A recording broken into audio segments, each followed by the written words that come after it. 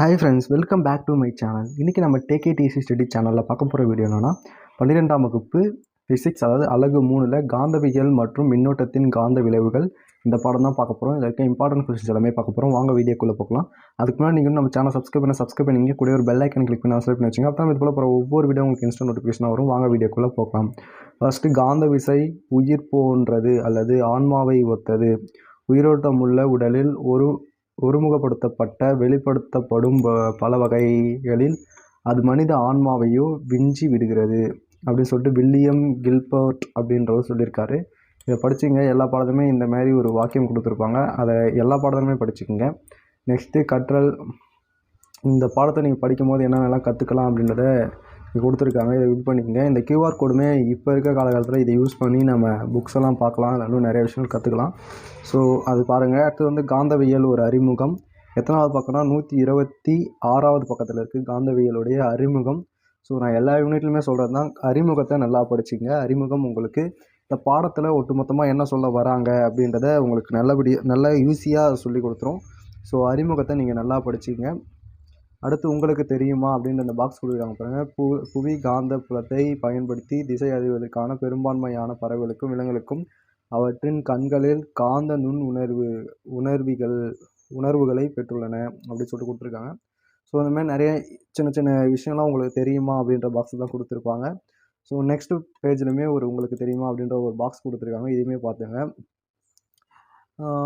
Next இன்னும் இதே போல் இன்னும் நிறையா கொடுத்துருக்காங்க. உங்களுக்கு தெரியுமா அப்படின்னு சொல்லிட்டு இன்னொரு பேஜ்லையுமே கொடுத்துருக்காங்க. 129வது பேஜ் இது. இதுலையுமே கொடுத்துருக்காங்க. ரொம்ப பெருசாக கொடுத்துருக்காங்க. ஸோ இதெல்லாம் படிச்சிங்க. இதெல்லாம் கொஞ்சம் இம்பார்ட்டன்ட். ஏன்னா 1 மார்க்ஸ் கேட்குறது இல்லை ஜென்ரலான கொஷின்ஸ் கேட்குற இடத்துல இந்தமாரி உங்களுக்கு தெரியுமா அந்தமாரி இதில் இருந்து தான் கேட்பாங்க. ஸோ அதனால் அதெல்லாம் படிச்சிங்க. காந்தத்தின் அடிப்படை பண்பு. இது ஒரு இம்பார்ட்டன்ட் 5 மார்க் கொஷின்.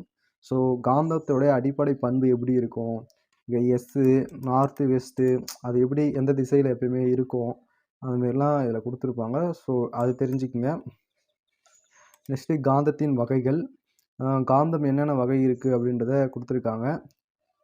இதுவுமே படித்து தெரிஞ்சுக்கங்க. நெக்ஸ்ட்டு, காந்தத்தின் பண்புகள். காந்தத்துக்கு என்னென்ன பண்புகள் இருக்குது அப்படின்றத கொடுத்துருக்காங்க. அதுவுமே தெரிஞ்சுக்கங்க. நெக்ஸ்ட்டு, இந்த படம்லாம் வச்சு கொஞ்சம் எக்ஸ்பிளைன் பண்ணியிருக்காங்க. அதெல்லாம் புரிஞ்சிக்க ட்ரை பண்ணுங்கள். கண்டிப்பாக புரியும். புரியல அப்படின்னா கமெண்ட்டில் போட்டு விடுங்க. நம்ம வேணால் வீடியோஸ் பண்ணலாம். அடுத்து எடுத்துக்காட்டு சம். ஸோ இதெல்லாம் உங்களுக்கு தெரிஞ்சால் இந்த சம் போடு பாருங்கள். அப்படி இல்லைனா நெக்ஸ்ட் ஒரு இம்பார்ட்டன்ட் சம் இருக்குது. இந்த சம் நீங்கள் கண்டிப்பாக படிச்சிங்க. வடிவியல் நீளம் 12 சென்டிமீட்டர். எடுத்துக்காட்டு 3.3ல் இந்த எடுத்துக்காட்டு சம் ரொம்ப இம்பார்ட்டன்ட் சம். நிறைய கொஸ்டின் பேப்பர்ஸ்லாம் நானே பார்த்துருக்கேன். ஸோ இதை படிச்சிருங்க. அடுத்து குறிப்புன்னு சொல்லிட்டு அந்த சம்முக்கு சில இன்ஸ் கொடுத்துருப்பாங்க. அதில் அதுவுமே பார்த்துக்குங்க. காந்தப்புல கோடுகள். Very very important 5 mark question. காந்தப்புல கோடுகள். அதுக்கப்புறம் காந்த பாயம் அப்படின்னு சொல்லிட்டு கீழே இருக்குது. பேஜ் நம்பர் பார்த்தீங்கன்னா 133. காந்தப்புல கோடுகள். அடுத்து அதோட சிறப்பு நீர்வுகள். இதெல்லாமே சேர்த்து படிச்சிங்க. சீரான மற்றும் சீரற்ற காந்தப்புலம். இதெல்லாமே நீங்கள் பாருங்கள். காந்த பாயம்னா என்ன, சீரற்ற காந்தப்புலம்னா என்ன அப்படின்னு சொல்லிட்டு உங்களுக்கு படம் போட்டு இது பண்ணியிருக்காங்க. சீரற்ற காந்தப்புலம் அப்படின்னா என்ன, இதெல்லாம் படிச்சிங்க. 2 மார்க்ஸில் உங்களுக்கு கேட்கலாம். காந்த பாயம்னா என்ன, சீரற்ற காந்த பாயம்னா என்ன, சீரான காந்த பாயம் அப்படின்னா என்ன அப்படின்னு சொல்லிட்டு கேட்கலாம். நெக்ஸ்ட்டு, காந்தவியலில் கூலும் எதிர்த்தகவு இருமடி விதி. கூலும் எதிர்த்தகவு இருமடி விதி. இது ஒரு இம்பார்ட்டண்டான கொஷின். 5 mark question. ரொம்ப ஈஸியாக தான் இருக்கும். படித்து தெரிஞ்சுக்குங்க. இந்த காந்தவியலின் கூலும் எதிர்த்தகவு இருமடி விதி. இதை நான் அடிக்கடி என்னென்ன பார்த்துப்பேன்னா எதிர்த்தகவு இருமடி விதி அப்படின்னு தான் கேட்டிருக்காங்க. ஸோ நீங்கள் ஃபுல்லாமே கூட பார்த்துக்குங்க. 134வது பக்கத்தில் இருக்குது.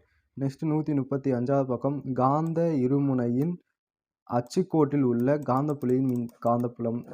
இந்த கொஸ்டினுமே ஒரு இம்பார்ட்டன்ட் 5 மார்க் கொஷின். ஸோ இதையுமே படிச்சுக்கங்க. இது very very important 5 mark question. இந்த 3.21ல் காந்த இருமுனையின் சட்ட காந்தகம் அச்சுக்கோட்டில் உள்ள ஒரு புள்ளியில் காந்தப்புலம் 135வது பக்கத்தில் இருக்குது. ஸோ இது ரொம்ப இம்பார்ட்டண்டான கொஸ்டின். படம்லாம் போட்டிருக்காங்க. ஸோ இதெல்லாம் பாருங்கள். 1 2 3 4 5 6, 7 பாக்ஸ் கொடுத்துருக்காங்க. ஸோ பாருங்கள், அது இம்பார்ட்டன்ட் கொஷின். நெக்ஸ்ட் இதுவுமே இம்பார்ட்டன்ட் கொஷின் தான். காந்த இருமுனையின் சட்டகாந்தம். அது வந்து இந்த கொஷின் வந்து சட்டகாந்தகம். ஓகே, இதுவும் சட்டகாந்தம் தான். இது வந்து நடுவரை கோடு, இது அச்சுக்கோடு, இது நடுவரை கோடு. ஸோ இது ரெண்டுமே ஒரே மாதிரி தான் இருக்கும். சின்ன இதெல்லாம் இருக்கும். ஸோ இதில் நீங்கள் படம்லாம் வரைஞ்சி எக்ஸ்பிளைன் பண்ணுற மாதிரி இருக்கும். ஸோ இந்த பாக்ஸ்லாம் போடுங்க. ஒரு 9 பாக்ஸ் இருக்குது. நெக்ஸ்ட்டு வந்து சீரான காந்தப்புலத்தில் உள்ள சட்ட காந்தகத்தின் மீது செயல்படும் திருப்பு விசை. இதுவுமே உங்களுக்கு கொஞ்சம் இம்பார்ட்டன்ட் தான். ஸோ இதையுமே பாருங்கள். நெக்ஸ்ட்டு உங்களுக்கு தெரியுமா அப்படின்னு சொல்லிட்டு 139ஆவது பக்கத்தில் ஒரு பாக்ஸ் கொடுத்துருக்காங்க. ஸோ இதை படிச்சுக்கோங்க. நெக்ஸ்ட்டு காந்த பண்புகள், அதை நம்ம பார்க்க போகிறோம். காந்த பண்புகள் பக்கம் நம்பர் பார்த்தீங்கன்னா 141. காந்த பண்புகள் அப்படின்னா என்ன அப்படின்றத ஃபுல்லாக பார்த்துக்குங்க. இதில் நான் சின்னதாக சொல்கிறேன் பாருங்கள். காந்தமாக்கு புலம் அப்படின்னா என்ன அப்படின்னு சொல்லிட்டு இந்த பேரால் கொடுத்துருக்காங்க. அடுத்து காந்த உட்புகுத்திறன் அப்படின்னா என்னன்னு சொல்லிட்டு இது கொடுத்துருக்காங்க. அதுக்கு ஒரு ஃபார்முலா இருக்குது.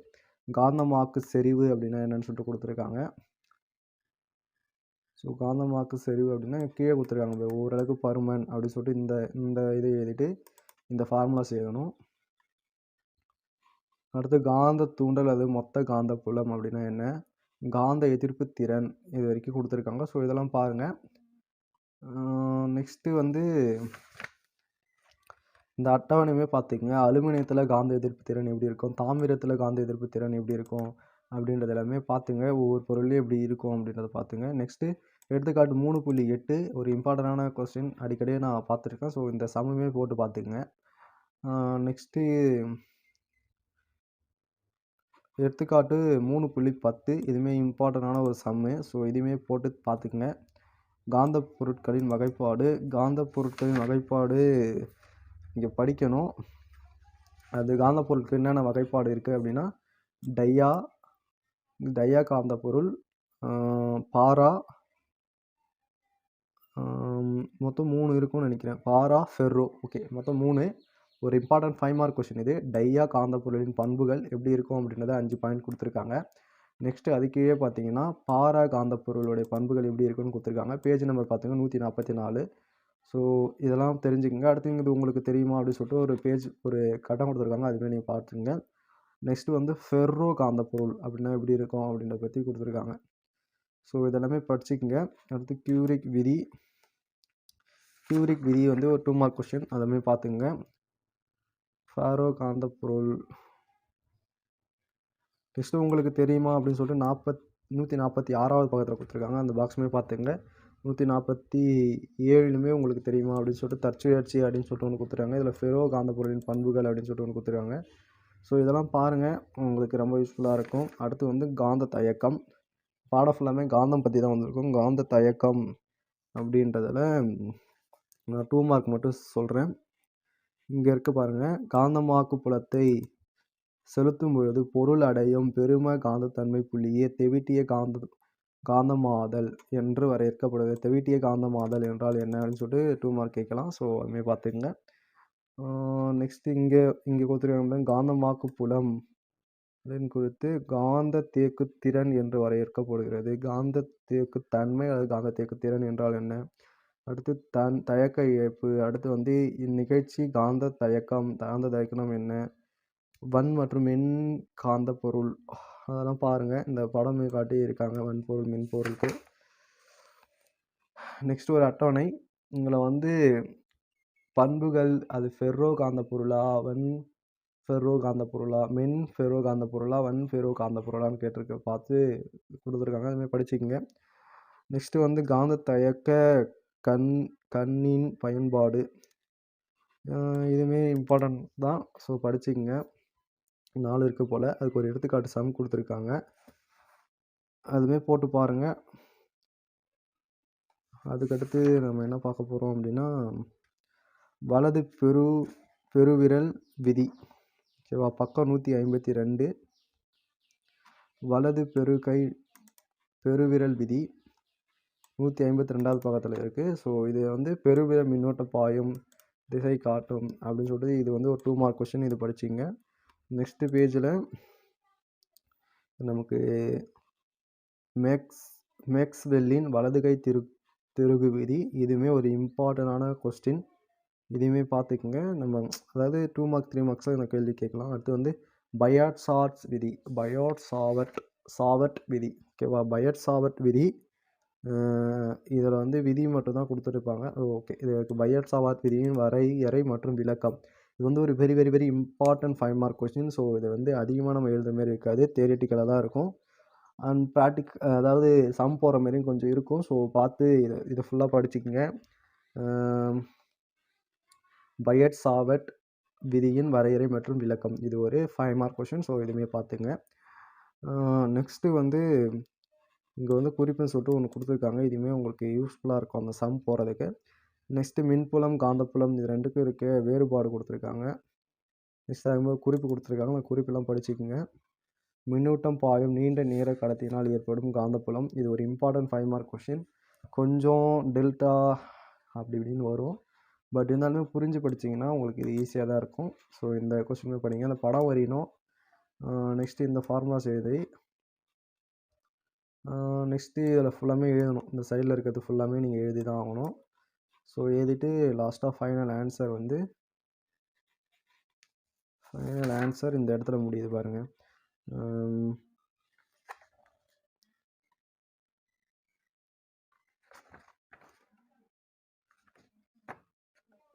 ஓகே, ஃபைனல் ஆன்சர் இது இங்கே முடியுது பாருங்கள். இதுதான் ஃபைனல் ஆன்சர் 3:36. அதுக்கப்புறம் நெக்ஸ்ட்டு ஒரு இம்பார்ட்டன்ட் கொஸ்டின் தான். மின்னோட்டம் பாயும் வட்ட வடிவ கம்பு சுருளின் அச்சு வழியே ஏற்படும் காந்தப்புலம். இதுவுமே ஒரு இம்பார்ட்டன்ட் கொஸ்டின் தான். பட் மேலே இருக்கிறத ஃபஸ்ட்டு படிங்க. நெக்ஸ்ட் இதை வேணால் படிக்க முடிஞ்சால் படிச்சுக்கோங்க. அதுக்கப்புறம் பார்த்தீங்கன்னா டேஞ்சன் விதி வந்து உங்களுக்கு இம்பார்ட்டன்ட் கொஸ்டின் தான். டேஞ்சன் விதி அப்படின்னா என்னன்னு சொல்லிட்டு இங்கே கொடுத்துருக்காங்க. 2 மார்க் கொஸ்டின் பாருங்கள். நெக்ஸ்ட்டு வந்து ஒரு இம்பார்ட்டண்டான சம்மு ஒன்று வருது. எடுத்துக்காட்டு 3.14. இது ஒரு இம்பார்ட்டண்டான சம்மு. ஸோ இதுவுமே பார்த்துக்குங்க. நெக்ஸ்ட்டு இந்த அட்டவணை பார்த்துங்க. இடஞ்சுழியாக பாயும் மின்னோட்டம், வலஞ்சுழியாக பாயும் மின்னோட்டம் எப்படி இருக்கும் அப்படின்றத இதை பார்த்துங்க. 1 மார்க்ஸில் சில ட்விஸ்டான கேள்வியெலாம் கேட்கும்போது இதெல்லாம் கேட்டு வச்சுருவாங்க. ஸோ அதனால தான் நான் எல்லாத்தையுமே சொல்லிகிட்டு இருக்கேன். அதனால் எந்த அளவுக்கு படிக்க முடியுமோ அந்தளவுக்கு படிங்க. ஆனால் நல்லா படிக்கிற பசங்க நிறைய படிங்க. 12th வந்து ரொம்ப முக்கியமான ஒரு விஷயம். ஆம்பியரின் சுற்று விதி. இது வந்து ஒரு இம்பார்ட்டண்டான 5 மார்க் கொஸ்டின். ஆம்பியரின் சுற்று விதி. ஸோ ஆம்பியரின் சுற்று விதி வரையறை மற்றும் விளக்கம். இதில் வரையறை இதை கொடுத்துருக்காங்க. ஸோ இதுதான் அதுக்கான ஃபார்முலா. இது பார்த்தீங்கன்னா இந்த இது படிச்சிங்க. நெக்ஸ்ட்டு வந்து ஆம்பியரின் சுற்று விதியை பயன்படுத்தி மின்னோட்டம் பாயும் முடிவிலா நீளம் கொண்ட கம்பினால் ஏற்படும் காந்தப்புலம் இதை கண்டுபிடிக்கிறது. இது மாதிரி இம்பார்ட்டண்டான 5 மார்க் கொஸ்டின் தான். ஸோ இதுவுமே பார்த்துங்க. அதுக்கு வந்து ஒரு எடுத்துக்காட்டு சம்முமே கொடுத்துருக்காங்க. 3.15. இதுவுமே ஒரு இம்பார்ட்டண்டான சம்மு. ஸோ நான் எல்லாத்துலேயும் சொல்கிற மாரி தான். அந்த கொஸ்டின் மட்டும் கேட்டு அப்படியே விட்டுற மாட்டாங்க. ஸோ சம்முமே கேட்கறதுக்கு நிறையா சான்ஸ் இருக்குது. ஸோ அதனால் அதையுமே பார்த்துக்குங்க. அடுத்து ஒரு இம்பார்ட்டண்டான கொஸ்டின். மின்னோட்டம் பாயும் நீண்ட வரி சுருளினால் ஏற்படும் காந்தப்புலம். இதுவுமே ஒரு இம்பார்ட்டண்டான 5 மார்க் கொஸ்டின் தான். ஸோ இதுவுமே பார்த்துக்குங்க. இதுக்குமே லாஸ்ட்டாக 3.16 சம்மு கொடுத்துருக்காங்க. ஸோ அதுவுமே பார்த்துங்க. அடுத்து உங்களுக்கு தெரியுமா சொல்கிற பாக்ஸ் கொடுத்துருக்காங்க. வட்டச்சுருள். இது வந்து சும்மா ஓரளவு படித்து தெரிஞ்சுக்கிங்க. இன்ட்ரெஸ்ட்டாக இருக்குது, புரியுது அப்படின்னா இது கூட போட ட்ரை பண்ணுங்க. வட்ட சுருள் அப்படின்னா என்னென்னு தெரிஞ்சுக்கங்க. ஏன்னா நம்ம நிறையா விஷயம் மோட்டர்ஸ்லாம் அதெல்லாம் பார்த்துருப்போம். ஸோ அதெல்லாம் தெரிஞ்சிருக்கணும். அடுத்து வந்து லாரன்ஸ் விசை. இது வந்து very very very very very important 5 mark question Lawrence விசை. ஸோ இதுவுமே பார்த்துங்க. லாரன்ஸ் விசையில் வந்து காந்தப்புலத்தில் இயங்கும் மின்துகள் ஒன்று உணரும் விசை. இந்த கொஸ்டின் வந்து ஒரு இம்பார்ட்டண்டான 5 மார்க் கொஸ்டின். ஸோ இதுக்கு நீங்கள் இந்த படமும் போடணும். படம் வந்து இந்த கையெலாம் வரி வேணாம். இந்த 3 அம்புக்குறி போதும். இந்தமாரி 3 அம்புக்குறி போட்டு இங்கே தீட்டா, பி, எஃப்எம், யூ இதெல்லாம் போட்டிங்கனாலே போதும். ஸோ இது ரொம்ப சிம்பிள் தான். இங்கே இது எழுதணும், இங்கே எழுதணும். இதெல்லாம் தியரிட்டிக்கலாக தான் இருக்கும். ஸோ படித்து எழுதுங்க. நெக்ஸ்ட்டு அது கீழேயுமே சம்ஸ் கொடுத்துருக்காங்க. ஸோ அதெல்லாம் நீங்கள் பாருங்க. சீரான காந்தப்புலத்தில் உள்ள மின்துகள்களின் இயக்கம். இதுவுமே ஒரு இம்பார்ட்டண்டான 5 மார்க் கொஸ்டின் தான். நிறையா கொஸ்டின் இருக்கிற மாதிரி தான் தெரியும். ஆனால் நீங்கள் சின்ன பசங்களை 12th ஸ்டாண்டர்ட் படிக்கிறீங்க. நெக்ஸ்ட்டு காலேஜ் போகும்போது உங்களுக்கு புக்கு கூட தர மாட்டாங்க. ரொம்ப கஷ்டமாக இருக்கும். ஸோ நீங்கள் நிறையா கொஸ்டின்ஸ் படிக்கிற மாதிரி தான் இருக்கும். பட் பாஸ் ஆனால் போதும் அப்படின்னா சில கொஸ்டின்ஸ் மட்டும் படித்தா போதும். அதுக்கான வீடியோஸ் உங்களுக்கு தேவைப்படுது அப்படின்னா கமெண்ட்ஸில் சொல்லுங்கள். நான் வீடியோஸ் போட ட்ரை பண்ணுறேன். சீரான காந்தப்புலத்தில் உள்ள மின்துகளின் இயக்கம். ஸோ இதுவுமே ஒரு இம்பார்ட்டண்டான 5 மார்க் கொஸ்டின். 2 3 4 5 6 7 8 ஒரு 8 இது இருக்குது. ஸோ பார்த்து படிச்சுக்குங்க. நெக்ஸ்ட் கொஷின் என்னன்னு பார்க்கலாம். எடுத்துக்காட்டு 3.19. ஸோ இது ஒரு இம்பார்ட்டண்டான சம்மு. ஸோ நான் டிக் பண்ணி வச்சுருக்கேன். ஸோ இது ஒரு இம்பார்ட்டண்டான சம் 3.19. ஸோ இந்த சம்மையுமே பார்த்துக்குங்க. பேஜ் நம்பர் பார்த்தீங்கன்னா 171 இருக்குது. நெக்ஸ்ட் 173. இந்த குறிப்புகள்லாம் படிச்சுக்குங்க. இதில் வந்து ஒன்றுக்கொன்று செங்குத்தாக செயல்படும் மின்புலம் மற்றும் காந்தப்புலத்தின் மின்துகளின் இயக்கம் திசைவேக தேர்ந்தெடுப்பான். ஸோ இதுவுமே ஒரு இம்பார்ட்டண்டான சம் தான். பார்த்துக்குங்க. நான் சொல்கிறது எல்லாமே இம்பார்ட்டன்ட் சொல்கிறதுக்கு காரணம் நிறையா தடவை அந்த கேள்வியெலாம் நான் பார்த்துருக்கேன். அடுத்து இது சைக்கோட்ரான் ஓகேவா. சைக்கோட்ரான் வந்து ஒரு இம்பார்ட்டண்டான 5 mark question. Very very very நிறையா கொஷின் பேப்பர்ஸில் இந்த கேள்வி பார்த்துருக்கேன். சைக்கோட்ரான் மின்துகளை முடுக்கி வைத்து அவை பெரும் இயக்க ஆற்றலை பயன்படுத்த உதவும் கருவியே சைக்கோட்ரான் ஆகும். சைக்கோட்ரான் என்ன அப்படின்னு சொல்லிட்டு கேட்கலாம். 2 மார்க்ஸ் ஓகேவா. இல்லை எழுதிருக்கீங்க. இதை எப்போ கண்டுபிடிச்சாங்க, உருவாக்குனாங்க, தத்துவம் என்ன, அதில் இருக்க தத்துவம் என்ன அப்படின்னு தெரிஞ்சுங்க. இந்த படம் ரொம்ப முக்கியம். இது வரையணும். ஸோ இந்த பாக்ஸு தான் போட போகிறீங்க. இதில் சும்மா ஸ்டோரி எழுதணும். இது எழுதிட்டா முடிஞ்சிச்சு இந்த குறிப்பு. நெக்ஸ்ட்டு வந்து இந்த சம்மு வந்து இம்பார்ட்டன்ட். இந்த சம்மு நிறைய இதில் கேட்டுக்கிறாங்க இந்த கொஷினில் கூடவே. ஸோ இந்த சம்முமே நீங்கள் பார்த்துக்கணும். அடுத்து காந்தப்புலத்தில் உள்ள மின்னோட்டம் பாயும் கடத்தியின் மீது செயல்படும் விசை. இதுவுமே ஒரு இம்பார்ட்டண்டான 5 மார்க் கொஷின் தான். ஸோ இந்த படம் வரைய வேண்டியது வரும். நிறைய படம் வரைய வேண்டியது வரும். நீங்கள் ஃபிசிக்ஸ் படிக்கிறீங்கனாலே நிறைய படம் வரைய வேண்டியது வரும். நெக்ஸ்ட்டு இதெல்லாம் போட வேண்டியது வரும். ஓரளவுக்கு பாருங்கள். நான் நிறைய வீடியோஸில் சொல்கிறது தான். புக்கில் என்ன இருக்கோ அதை அப்படியே எழுதணுன்ற எந்த அவசியமும் இல்லை. உங்களுக்கு என்ன தெரியுதோ அதை எழுதுங்க. உங்களுக்கு புரிகிற மாதிரி எழுதுங்க. மற்றவங்களுக்குமே அது புரியணும். புரிஞ்சால் தான் நீங்கள் எழுதுறது கரெக்டுன்னு அர்த்தம். அடுத்து ப்ளம்மிங் இடது கை விதி. இது வந்து அடிக்கடி கேட்பாங்க. 2 மார்க் கொஷின்ஸில் அடிக்கடி கேட்பாங்க. ஸோ இது படிச்சிங்க. ஒன்றுக்கொண்டு செங்குத்தான திசையில் உள்ளவாறும் இறுதியில் ஆள்காட்டி விரல், நடுவிரல் மற்றும் பெருவிரல் நீட்டி வைக்கும் பொழுது ஆள்காட்டி விரல் காந்தப்புலத்தின் திசையையும் நடுவிரல் மின்னோட்டத்தின் திசையையும் காட்டினால் பெருவிரல் கடத்தி உணரும் விசையின் விசையை காட்டும். இதுதான் ப்ளம்மிங் இடக்கை விதி. ஸோ அதை படிச்சுக்கோங்க. நெக்ஸ்ட்டு வந்து நீண்ட இணையான மின்னோட்டம் பாயும் இரு கடத்திகளுக்கு இடையே ஏற்படும் விசை. ஸோ இதுவுமே இம்பார்ட்டண்டான question. Very very important. 3 mark question. So 5 மார்க்குமே கேட்க சான்ஸ் இருக்குது. ஸோ 3 மார்க் தான் அடிக்கடி கேட்டிருக்காங்க. நான் 3 மார்க்ஸ் தான் நோட் பண்ணி வச்சுருக்கேன். ஸோ இதை போடுங்க, இந்த இதெல்லாம் போடுங்க. கொஞ்சம் தான் இருக்குது. ஸோ அதனால் இது 3 மார்க்காக மாற்றிருப்பாங்க போல். நெக்ஸ்ட்டு வந்து காந்த புலத்தின் மின்னோட்டம் சுற்றின் மீது செயல்படும் திருப்பு விசை. ஸோ அதெல்லாம் நான் படிக்கல போல். பட் இம்பார்ட்டண்ட்டாக இருக்கலாம். உங்கள் விருப்பம், நீங்கள் படித்தா படிங்க. ஏன்னா நான் அதை படிக்கலை, அதனால் நான் அதை பற்றி எதுவும் சொல்ல விரும்பலை. இயக்க சுழலின் கால்வானாமீட்டர் வந்து ஒரு இம்பார்ட்டண்டான கொஷின். ஃபுல்லாக படித்து பாருங்கள். கால்வானாமீட்டர்ஸ்னால் என்ன, அது என்ன ஒர்க் பண்ணணும் அப்படின்றத பற்றி இதை ஃபுல்லாக தெரிஞ்சுக்கிட்டு இந்த ஒரு 2-3 ஃபார்முலாஸ் அப்ளை பண்ணால் போதும். அடுத்து மின்னோட்ட உணர்திறன் என்றால் என்ன அப்படின்னு சொல்லிட்டு கேட்பாங்க. அதுக்கு இந்த பேராகிராஃப் 8 இந்த இது எதுனா போதும். நெக்ஸ்ட்டு மின்னழுத்த வேறுபாட்டு உணர்திறன் என்றால் என்னன்னு கேட்பாங்க. இது 8 இது எதனா போதும். 2 மார்க் கொஷின்ஸ். நெக்ஸ்ட்டு வந்து கால்வானாமீட்டரை அம்மீட்டராக மாற்றுதல். இந்த கேள்வி நிறையா கொஷின் பேப்பர்ஸில் வரும்ப்பா. இதை படிச்சிங்க. பக்கம் 183 கால்வானாமீட்டரை அம்மீட்டராக மாற்றுதல், அம்மீட்டரை கால்வானாமீட்டராக மாற்றுதல் அப்படின்னு சொல்லிட்டு கேள்விகள் வரும். ஸோ அதை நான் நெக்ஸ்ட்டு சொல்கிறேன் பாருங்கள். இந்த இதை வந்து எப்படி பண்ணுறது, இந்த படம் வரையணும். ஸோ இதில் ஸ்டோரிலாம் கொஞ்சம் ரைட் பண்ணுற மாதிரி வரும். அதுக்கப்புறம் இதெல்லாம் எழுதணும். ஸோ இந்த பாக்ஸ் போடணும். நெக்ஸ்ட்டு வந்து இருக்குது பாருங்கள். கால்வானாமீட்டரை வேர்ல்டு மீட்டராக மாற்றுதல். இந்த 2 கேள்வியில் எதனா ஒரு கேள்வி அடிக்கடி வந்துடும். இந்த கேள்வி 2 கேள்வியில் எதனா ஒன்று வந்துடும். ஸோ இது எல்லாமே படிச்சுக்குங்க. இந்த படம் வரையணும். ஸோ இதெல்லாம் போடணும். ஸோ இதெல்லாம் பார்த்து போட்டுக்குங்க. அதான் இதோட இந்த பாடம் முடியுது. ஸோ இந்த பாடம் சுருக்கம் படிச்சிங்க. இந்த பாடத்தில் மொத்தமாக நம்ம இது வரைக்கும் என்ன தான் படிச்சிருக்கோம் அப்படின்றது ஃபுல்லாக இந்த பாட சுருக்கம் நம்ம படித்தாலே நமக்கு தெரிஞ்சிடும். ஸோ இதில் இம்பார்ட்டன்ஸ் கொஷின்ஸ்லாம் பார்த்தீங்கன்னா கால்வானாமீட்டர், அம்மீட்டர் இது வந்து 2மே இம்பார்ட்டன்ட் கொஷின். அம்மீட்டர் கால்வானாமீட்டர் மாற்றுதல், கால்வானாமீட்டரை அம்மீட்டராக மாற்றுதல். ஸோ நெக்ஸ்ட் என்ன இம்பார்ட்டன்ட் கொஷின்ஸ் இருக்குது அப்படின்றத நான் உங்களுக்கு சொல்கிறேன். பேஜ் நம்பர் சொல்கிறேன், நோட் பண்ணிக்கோங்க. 90, 104, 107 இதெல்லாம் வந்து ஒரு இம்பார்ட்டண்டான கொஸ்டின்ஸு. ஸோ அதெல்லாம் என்னென்ன இருக்குன்னு பார்த்துருமா. 90, 90ல் வந்து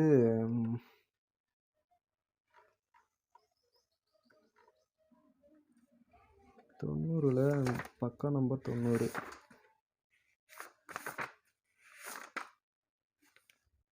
90ல் மின்தடை தொடர் இணைப்பு மற்றும் பக்க இணைப்பு அது இருக்குது. ஸோ இப்போ பிடிஎஃப்பில் பேஜஸ் மாறி இருக்குது. ஸோ அதனால தான் குழப்பமாக இருக்குது. ஸோ புக்கில் நான் சொல்கிற நம்பர்ஸ்லாம் பார்த்துக்குங்க. 90, 104, 107. ஸோ இதெல்லாம் வந்து உங்களுக்கு இம்பார்ட்டண்டான கொஸ்டின்ஸ் இதுக்கு அப்படின்னு சொல்லிட்டு எனக்கு தோணுது. ஸோ இதுதான் வரும் அப்படின்னு சொல்லிட்டு என்னால் சொல்ல முடியாது. பட் இதெல்லாம் இம்பார்ட்டன்ட் கொஸ்டின்ஸ் அப்படின்றத நான் சொல்லியிருக்கேன். ஓகே ஃப்ரெண்ட்ஸ், அது நல்ல இன்ட்ரெஸ்டிங்கான வீடியோஸில் பார்க்கலாம். இது உங்களுக்கு பிடிச்சிருக்கும் இந்த வீடியோ. இது போல் இன்னும் உங்களுக்கு நிறைய வீடியோஸ் வேணும் அப்படின்னா நீங்கள் இந்த வீடியோக்கு லைக் பண்ணிவிட்டு கமெண்ட்ஸில் சொல்லுங்கள். நான் இன்னும் நிறைய வீடியோஸ் போட ட்ரை பண்ணுறேன். வேறு ஏதாவது சப்ஜெக்ட்டில் உங்களுக்கு வீடியோஸ் வேணும் அப்படின்னாலும் கமெண்ட்ஸில் கேளுங்க. நான் கண்டிப்பாக போடுறதுக்கு ட்ரை பண்ணுறேன். ஓகே ஃப்ரெண்ட்ஸ், அதோட நிறைய விஷயம் பார்க்கலாம். இந்த வீடியோக்கான இந்த ஃபிசிக்ஸ் 12th ஃபிசிக்ஸ்க்கான ஃபஸ்ட் யூனிட் செகண்ட் யூனிட் வீடியோவும் போட்டிருக்கோம். அதுக்கான லிங்க்குமே உங்களுக்கு டிஸ்கிரிப்ஷனில் கிடைச்சிரும். நெக்ஸ்ட்டு 10 லெசன்ஸ் இருக்குது. 10 லெசன்ஸ்க்குமே நம்ம வீடியோஸ் போட்டிருக்கோம். அதுக்கான லிங்க்குமே உங்களுக்கு டிஸ்கிரிப்ஷனில் இருக்கும். கண்டிப்பாக செக் பண்ணி பாருங்கள். வேறு எதனா டவுட்ஸ் இருந்துச்சுன்னா கமெண்ட் செக்ஷனில் கேளுங்க. நான் கண்டிப்பாக கிளியர் பண்ணி வைக்கிறேன். ஓகே ஃப்ரெண்ட்ஸ், அதோட நல்ல வீடியோஸில் பார்க்கலாம். நன்றி. உங்களுக்கான விமர்சனங்கள் இந்த வீடியோ குறித்து உங்களுடைய விமர்சனம் கண்டிப்பாக தெரியப்படுத்துங்க கமெண்ட்ஸில். அது நல்லதாக இருந்தாலும் சரி, இல்லை இன்னும் கொஞ்சம் பெட்டராக பண்ணியிருக்கலாம் அப்படின்னு உங்களுக்கு தோணுனாலும் சரி. ஸோ கமெண்ட் செக்ஷனில் சொல்லுங்கள். நான் கண்டிப்பாக அதை கிளியர் பண்ணிக்கிறேன். ஸோ நெக்ஸ்ட் வீடியோ அப்போ தான் குட்டாக உங்களுக்கு மேக் பண்ணி கொடுக்க முடியும். ஏன்னா இதுக்கு முன்னாடியே நான் நிறைய வீடியோஸ் போட்டிருக்கேன். அதெல்லாம் வந்து ஸ்டூடெண்ட்ஸ் வாய்ஸ் ஓவர் நல்லா இல்லை அப்படின்னு சொன்னதுனால தான் நான் இப்போ உட்காந்து திரும்ப இந்த சீரியஸ் பண்ணிகிட்டு இருக்கேன். ஸோ நீங்கள் இந்த வீடியோ எப்படி இருக்குது அப்படின்றத கமெண்ட்ஸில் சொன்னீங்க அப்படின்னா தான் நான் இன்னும் இதை இம்ப்ரூவ் பண்ணதுக்கே ட்ரை பண்ணுவேன். ஓகே ஃப்ரெண்ட்ஸ், அத்தோட நல்ல விஷயம் பார்க்கலாம். நன்றி, வணக்கம். Hi friends, welcome back to my channel. இன்றைக்கி நம்ம டேக் இட் ஈஸி ஸ்டடி சேனலில் பார்க்க போகிற வீடியோ என்னன்னா 12th ஃபிசிக்ஸ் அலகு 7 கதிர்வீச்சு மற்றும் பொருட்பொருட்களின் இருமை பண்பு இதுதான் பார்க்க போகிறோம். இந்த சப்ஜெக்டில் இந்த லெசனில் இருக்க ஃபுல் இம்பார்ட்டன்ட் கொஸ்டின்ஸுமே நம்ம இந்த வீடியோவில் கவர் பண்ண போகிறோம். இதுக்கு முன்னாடி இருக்க 6 யூனிட்டுக்கான அலகு 6 வரைக்குமாக 6 வீடியோ நம்ம வெளியிட்டிருக்கோம். ஒவ்வொரு யூனிட்டுக்குமே இருக்க எல்லா இம்பார்ட்டன்ஸ் கொஸ்டின்ஸும் நீங்கள் அதெல்லாம் பார்க்கல அப்படின்னா பிளேலிஸ்ட்டுக்கான லிங்க்கு டிஸ்கிரிப்ஷனில் இருக்கும். அதை போய் செக் பண்ணி பாருங்கள். உங்களுக்கு எல்லா வீடியோலையுமே நம்ம இருக்க எல்லா இம்பார்ட்டன்ஸ் கொஸ்டின்ஸுமே அழகாக சொல்லியிருப்போம். நெக்ஸ்ட்டு 8, 9, 10க்கான வீடியோஸுமே உங்களுக்கு பின்னாடி இருக்குது. அதையுமே நீங்கள் பாருங்கள். இந்த சீரியஸை கண்டினியூவாக 1லேருந்து 10 வரைக்கும் பார்த்தீங்க அப்படின்னா உங்களுக்கு ஃபிசிக்ஸில் ஒரு நல்ல ஐடியாஸ் கிடைக்கும் அப்படின்ற நம்பிக்கையோடு தான் நம்ம இந்த வீடியோ சீரியஸ் பண்ணிகிட்டு இருந்திருக்கோம். ஸோ ஓகே, வாங்க வீடியோக்குள்ளே போயிடலாம். அதுக்குள்ளே நீங்களும் நம்ம சேனல் சப்ஸ்கிரைப் பண்ணிங்க. கூட ஒரு பெல் ஐக்கானை கிளிக் பண்ணி ஆளில் செலக்ட் பண்ணி வச்சுங்க. கண்டிப்பாக இப்போ பண்ண உங்களுக்கு விருப்பம் இல்லை அப்படின்னா இந்த வீடியோ லாஸ்ட்டில் உங்களுக்கு இந்த வீடியோவில் எதனா ஒரு புதுசான விஷயம் கற்றுக்கிட்டோம் அப்படின்னு நினச்சிங்கன்னா அப்போ பண்ணுங்கள். இப்போ பண்ணலனா கூட பரவாயில்ல. வாங்க வீடியோக்குள்ளே போகலாம். ஃபஸ்ட்டு, குவாண்டம் இயந்திரவியல் உங்களுக்கு ஆழ்ந்த அதிர்ச்சியை தரவில்லை எனில் அதனை நீங்கள் முழுமையாக இன்னும் புரிந்து கொள்ளவில்லை. நிக்கல் போர் அப்படின்றவர் சொல்லியிருக்காரு. இந்த பாடத்தில் நீங்கள் என்னென்னலாம் கற்றுக்க போகிறீங்க அப்படின்றத இங்கே ஷார்ட் ஃபார்மாக கொடுத்துருக்காங்க. ஸோ அதெல்லாம் பார்த்துக்குங்க. நெக்ஸ்ட்டு வந்து அறிமுகம். நம்ம எல்லா வீட்லையும் சொல்கிறது இதுதான். அறிமுகத்தை நல்லா படிங்க. அப்போ தான் அந்த பாடத்தில் என்ன சொல்ல வராங்க அப்படின்றது உங்களுக்கு நல்லா புரியும். ஸோ எல்லா இடத்துலையுமே அறிமுகம் அப்படின்றத ஸ்கிப் பண்ணாதீங்க. பாடம் நடத்தும் போது அது கண்டிப்பாக நிறையா ஸ்கூல்ஸில் ஸ்கிப் பண்ணிவிடுவாங்க. அறிமுகம் வேணாம் அப்படின்னு சொல்லிட்டு டைரெக்டாக கான்செப்ட் போயிடுவாங்க. பட் ஆனால் அறிமுகம் படிச்சிங்க அப்படின்னா இந்த யூனிட்டில் நம்ம என்ன படிக்க போகிறோம் அப்படின்றதுக்கான ஒரு நல்ல எப்படி சொல்கிறது, அந்த நல்ல ஒரு புரிதல் உங்களுக்கு உண்டாகும். ஸோ அதனால் அதை படிச்சிங்க. இந்த குறிப்பு படிச்சிங்க. எலக்ட்ரான் உமிழ்வு என்றால் என்ன அப்படின்னு சொல்லிட்டு ஒரு 2 மார்க் கேட்பாங்க. அது உங்களுக்கு தெரிஞ்சுக்கணும். பொருளின் எந்த ஒரு பரப்பில் இருந்தும் எலக்ட்ரான்கள் வெளியேற்றப்படும் நிகழ்வு எலக்ட்ரான் உமிழ்வு எனப்படும். எலக்ட்ரான் உமிழ்வு என்றால் என்ன, இந்த 2 லைன் தான். ஸோ இதை படிச்சிங்க. உலோகத்தின் பரப்பிலிருந்து எலக்ட்ரானை வெளியேற்ற தேவைப்படும் சிறும ஆற்றல் உலோகத்தின் வெப்ப வெளியேற்ற ஆற்றல் எனப்படும். உலோகத்தின் வெளியேற்ற ஆற்றல் என்றால் என்ன அப்படின்னு சொல்லிட்டு கூட கேட்கலாம். இதை படிச்சிங்க. அடுத்து இந்த குறிப்பு படிச்சிங்க. உலோக மேற்பரப்பிலிருந்து கட்டுரா எலக்ட்ரான்கள் வெளியேற்ற விடாமல் தடுக்கும் மின்னழுத்த அரண் பரப்பு அரண் என அழைக்கப்படுகிறது. பரப்பு அரண் என்றால் என்ன அப்படின்னு சொல்லிட்டு 2 மார்க் கேட்கலாம். இந்த கொஸ்டினுமே பார்த்துங்க. அடுத்து வந்து சில பொருட்களையும் வெளியேற்ற ஆற்றல் எப்படி இருக்கும் அப்படின்னு சொல்லிட்டு ஒரு அட்டவணை கொடுத்துருக்காங்க. அட்டவணை பார்த்துங்க. அடுத்து வந்து வெப்ப அயனி உமிழ்வு அப்படின்னா என்ன அப்படின்னு சொல்லிட்டு கேட்பாங்க. 3 மார்க்கில் கேட்கலாம். இல்லை 5 மார்க்கில் வந்து வெப்ப உமிழ்வு அப்படின்னு ஒன்று இருக்குது. வெப்ப அழிவுன்னு இருக்குது. ஸோ இதெல்லாம் சேர்த்து 5 மார்க் கேட்கலாம். 2 கொஸ்டின் சேர்த்து 5 மார்க் கேட்கலாம். இல்லை ஒரு கொஸ்டினுக்கு 2 மார்க்கில் 3 மார்க்கில் கேட்கலாம். அடுத்து வந்து ஒலிம்பின் உமிழ்வு அப்படின்னு சொல்லிட்டு ஒன்று கொடுத்துருக்காங்க. அடுத்து வந்து 2ஆம் நிலை உமிழ்வு அப்படின்னு சொல்லிட்டு கொடுத்துருக்காங்க. மொத்தம் 4 இருக்குது. 4மே படிங்க. இதுனா 1 2 மார்க் 3 மார்க்கில் கேட்கலாம், இல்லை 2 இல்லை 3 சேர்ந்து ஒரு 5 மார்க்கில் கேட்கலாம். ஸோ அதுக்கு நிறைய சான்சஸ் இருக்குது. ஸோ எல்லாம் படிச்சிங்க. அடுத்து ஒளிமின் விளைவு. ஹெக்டர், ஹெக்வாக்ஸ் மற்றும் ஜெனால்ட் ஆகியோரின் சோதனை. இந்த சோதனை என்ன சோதனை பண்ணுறாங்க அப்படின்றத நீங்கள் படித்து தெரிஞ்சிங்கன்னா போதும். ஃபுல்லாமே தியரிட்டிக்கலாக இருக்கும். எந்த பக்கத்துலனா 108வது பக்கத்தில் ஸ்டார்ட் ஆகுது. ஒரு 2-3 பக்கம் போவோம். அடுத்து உங்களுக்கு தெரியுமா அப்படின்னு சொல்லிட்டு 109வது பக்கத்தில் ஒன்று கொடுத்துருக்காங்க. அதை படிச்சுங்க. அடுத்து ஒவ்வொருத்தவங்களும் என்னென்ன சோதனை பண்ணாங்க அப்படின்னு சொல்லிட்டு ஃபுல்லாக கொடுத்துருப்பாங்க. அது எல்லாமே பாருங்கள். அதெல்லாம் பார்த்தீங்கன்னா 110வது பக்கம் வரைக்கும் வருது. அடுத்து ஒளி மின்னோட்டத்தின் மீது படுகதிர் சரிவின் விளைவு. இதுவுமே பார்த்துக்குங்க. இதுவுமே ஒரு இம்பார்ட்டன்ட் கொஸ்டின். தியரிட்டிக்கலாக தான் இருக்குது எல்லாமே. அதை படிச்சுங்க. அடுத்து குறிப்பு ஒன்று கொடுத்துருக்காங்க. Page number 111. அதுவுமே படித்து தெரிஞ்சுங்க. ஒளி மின்னோட்டத்தின் மீதான மின்னழுத்த வேறுபாட்டின் விளைவு, என்னென்ன விளைவுலாம் ஏற்படுது அப்படின்றத படித்து தெரிஞ்சுங்க. அடுத்து நிறுத்து மின்னியக்கத்தின் மீதான படுகதிர் அதிர்வெண்ணின் விளைவு அப்படின்னா என்ன அப்படின்னு தெரிஞ்சுங்க. அடுத்து ஒளிமின் விளைவு விதிகள். அடுத்து ஆற்றல் குவாண்டமாக்கல் பற்றிய கருத்து.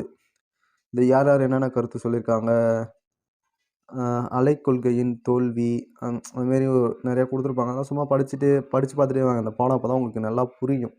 அப்போ தான் இம்பார்ட்டன்ட் கொஸ்டின்ஸை நம்ம நல்லா கவர் பண்ண முடியும். ஸோ அடுத்து ஒளியின் துகள் இயல்பு பற்றி ஐன்ஸ்டீன் விளக்கம். ஐன்ஸ்டீன் என்ன விளக்கம் கொடுக்குறாரு அப்படின்றத படித்து தெரிஞ்சுங்க. ஸோ நெக்ஸ்ட் பேஜில் அது நல்லாவே கொடுத்துருக்காங்க. 115 இது ஷார்ட் ஆகுது. ஆனால் நெக்ஸ்ட் பேஜில் இதை பற்றி நமக்கு நல்லாவே கொடுத்துருப்பாங்க. பார்த்து தெரிஞ்சுக்கலாம். சாரி டிஸ்டர்பன்ஸ், திரும்ப நம்ம கண்டினியூ பண்ணிக்கலாம். ஒளிமின் சமன்பாட்டை பற்றி ஐன்ஸ்டீன் விளக்கம். என்னென்னலாம் விளக்கம் பண்ணுறாரு அப்படின்றத இங்கே பார்த்துங்க. அதுக்கு ஒரு ஃபார்முலா கொடுத்துருக்காங்க. இதெல்லாம் பார்த்து நமக்கு ஒரு புரிதல் ஏற்படும். ஸோ இதெல்லாம் படிச்சுங்க. நெக்ஸ்ட் இங்கே வந்து சமன்பாடு ஐன்ஸ்டீன் அகமோதலின் எலக்ட்ரான்களுக்கு ஆற்றல் இழப்பு ஏற்படவில்லை எனில் அவை கே பெருமம் என்னும் பெரும இயக்க ஆற்றலுடன் மூடப்படுகின்றன அப்படின்னு சொல்லிட்டு இதெல்லாம் கொடுத்துருக்காங்க. ஸோ இதெல்லாம் தெரிஞ்சு புரிஞ்சுக்கிங்க. இது ஒரு இம்பார்ட்டன்ட் கொஸ்டின். ஐ திங்க் 5 நிறைய 3 மார்க்ஸில் கேட்டிருக்காங்க. 5 மார்க்ஸுமே கேட்க சான்சஸ் இருக்குது. ஸோ அதெல்லாம் படிச்சுக்கோங்க. அடுத்து ஒரு இம்பார்ட்டண்டான கொஸ்டின் பார்த்தீங்கன்னா ஒளி மின்கலன்களும் அதன் பயன்பாடுகளும். ஒளி மின்கலம், அப்படி உமிழ்வு மின்கலம், ஒளி வேழ்த்த மின்கலம், ஒளி கடத்தும் மின்கலம் அப்படின்னு சொல்லிட்டு 3 இதாக கொடுத்துருக்காங்க. அதுவே படிச்சுங்க. 5 மார்க் கொஸ்டின்ஸ் தான் இதுவும். அடுத்து உங்களுக்கு தெரியுமான்னு சொல்லிட்டு பாக்ஸ் கொடுத்துருக்காங்க. நெக்ஸ்ட் இந்த படம் வரையணும். நம்ம இந்த 5 மார்க்கில் கேட்டாங்க அப்படின்னா வேலை செய்யும் விதம், ஒளி மின்கலத்தின் பயன்பாடு அப்படின்னு சொல்லிட்டு எழுதியிருப்பாங்க. ஸோ இதெல்லாம் இது பண்ணிங்கன்னா உங்களுக்கு ஈஸியாக இருக்கும். இதுவே ஒரு 5 மார்க் கொஸ்டின். ஒளி மின்கலனும் அதன் பயன்பாடும். ஒளி மின்கலம்னா என்ன, அது எதுக்கெல்லாம் பயன்படுது அப்படின்றத தெரிஞ்சுங்க. அறிமுகம், துகள்களின் அலை இயல்பு, பருப்பொருள் அலைகள். ஓகேவா.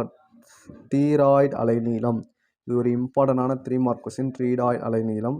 அடுத்து எலக்ட்ரான்களின் டீராய்டு அலைநீளம். அதுவுமே இம்பார்ட்டண்டான கொஸ்டின் தான். 3 மார்க்கில் தான் கேட்பாங்க.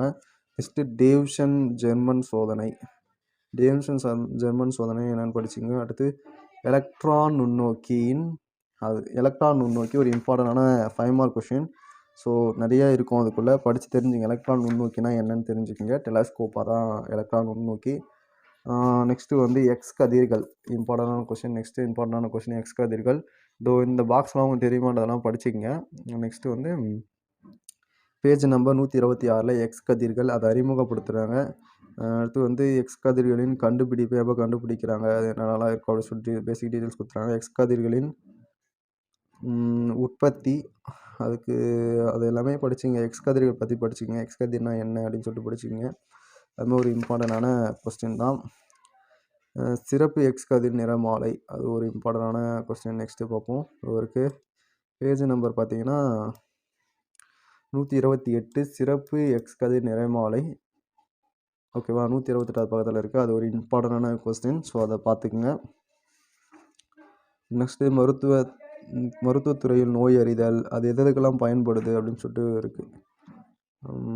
இங்கே பேஜ் நம்பர் 129 எக்ஸ் கதிரின் பயன்பாடுகள் கொடுத்துருக்காங்க. இதுவுமே படிச்சுங்க.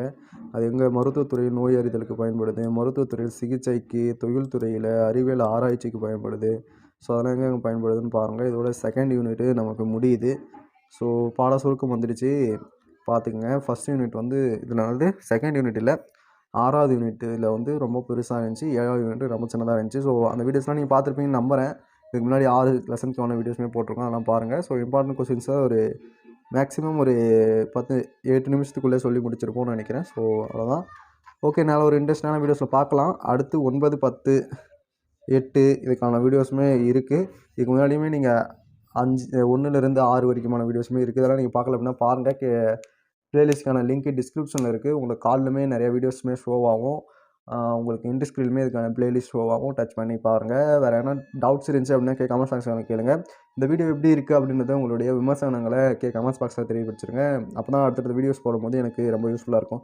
ஓகே ஃப்ரெண்ட்ஸ், இந்த வீடியோவில் நீங்கள் புதுசாக எதனா ஒரு இன்ஃபர்மேஷனுக்கு அடுத்து இருப்பீங்க அப்படின்னு சொல்லிட்டு நீங்கள் நினச்சிங்க அப்படின்னா இந்த சேனலை சப்ஸ்கிரைப் பண்ணிங்க. இதுபோல் உங்கள் வாழ்க்கையில் இன்னும் நிறைய விஷயங்கள் நீங்கள் கற்றுக்க அந்த சேனல் உங்களுக்கு ரொம்ப துணையாக இருக்கும். நெக்ஸ்ட் இந்த வீடியோக்கு ஒரு லைக் கொடுத்துக்கோ, உங்கள் ஃப்ரெண்ட்ஸுக்கும் இந்த வீடியோ ஷேர் பண்ணிக்கோ, அவங்க படிக்கிறதுக்குமே ரொம்ப யூஸ்ஃபுல்லாக இருக்கும். ஸோ எக்ஸாம்ஸ் வேறு கிட்ட வரப்போது, நிறையா மார்க்ஸ் ஸ்கோர் பண்ணணும் அப்படின்னா இன்னும் நிறைய விஷயங்கள் கற்றுக்கணும். ஸோ நம்ம சேனல் உங்களுக்கு அதுக்கு ரொம்ப ஹெல்ப்ஃபுல்லாக இருக்கும்னு நான் நம்புகிறேன். ஸோ நம்ம சேனலில் போய்ட்டு உள்ளே போய் செக் பண்ணி பாருங்கள். இன்னும் நிறைய விஷயங்கள் உங்களுக்காக காத்துட்டு இருக்குது. வேறு ஒன்று சேனலோட பார்க்கலாம். நன்றி, வணக்கம். இந்த புக் பேக் கொஸ்டின்ஸ்க்கான ஆன்சர்ஸ்லாம் உங்களுக்கு தெரியல அப்படின்னா கமெண்ட் செக்ஷன் சொல்லுங்கள். கண்டிப்பாக நான் வீடியோஸ் போட ட்ரை பண்ணுறேன். இதுக்கெல்லாம் ஈஸியாக கொஸ்டின்ஸ்க்கான ஆன்சர்ஸ்லாம் புக்கிலே இருக்குது. ஸோ அதெல்லாம் நம்ம பார்த்துக்கலாம். உங்களுக்கு வேணும் அப்படின்னா கமெண்ட் செக்ஷன் சொல்லுங்கள். கண்டிப்பாக வீடியோஸ் போடுறேன்.